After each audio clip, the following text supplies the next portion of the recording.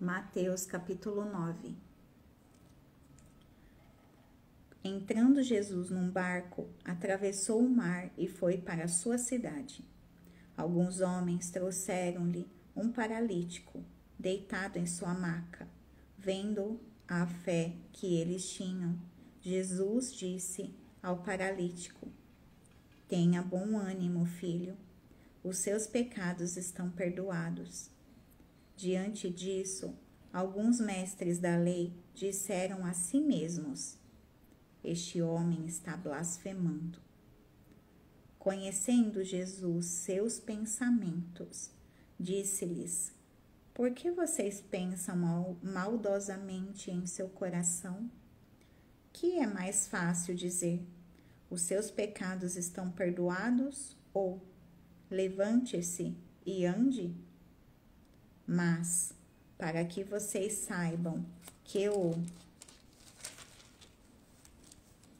Filho do Homem tem na terra autoridade para perdoar pecados, disse ao paralítico: Levante-se, pegue a sua maca e vá para casa. Ele se levantou e foi. Vendo isso, a multidão ficou cheia de temor e glorificou a Deus, que dera tal autoridade aos homens. Saindo Jesus, viu um homem chamado Mateus, sentado na coletoria, e disse-lhe: Siga-me. Mateus levantou-se e o seguiu.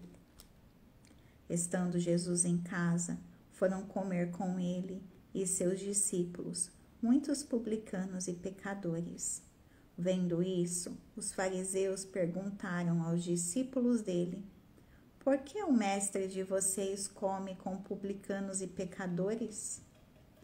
Ouvindo isso, Jesus disse: Não são os que têm saúde que precisam de médico, mas sim os doentes. Vão aprender o que significa isto.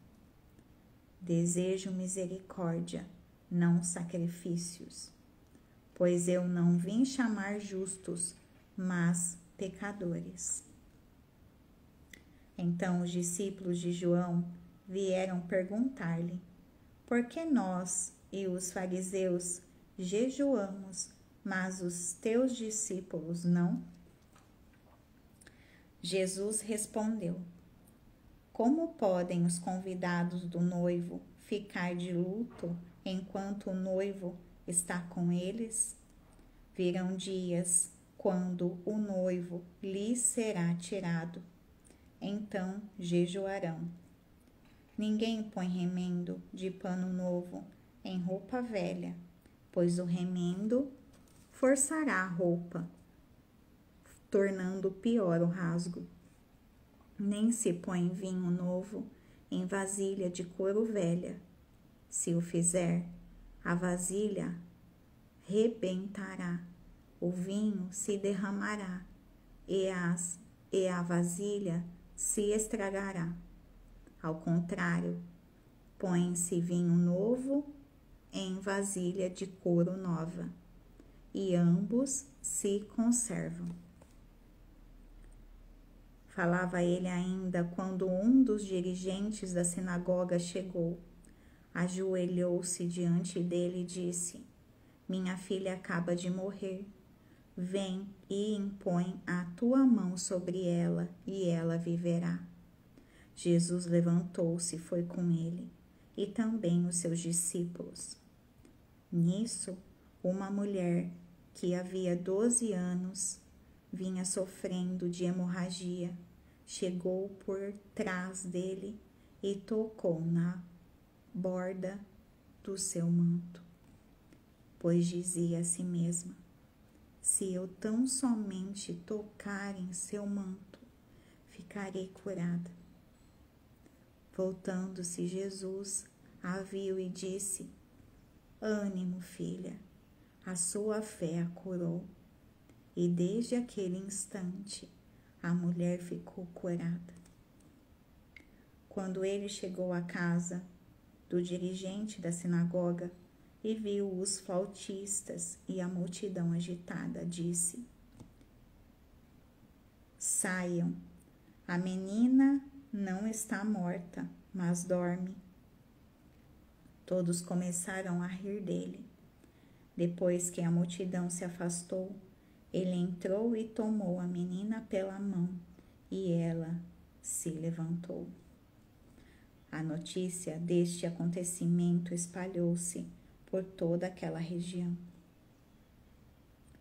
Saindo Jesus dali, 2 cegos o seguiam, clamando: Filho de Davi, tem misericórdia de nós.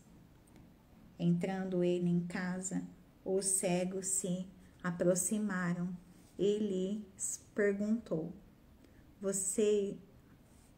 ele lhes perguntou: Vocês creem que eu sou capaz de fazer isso?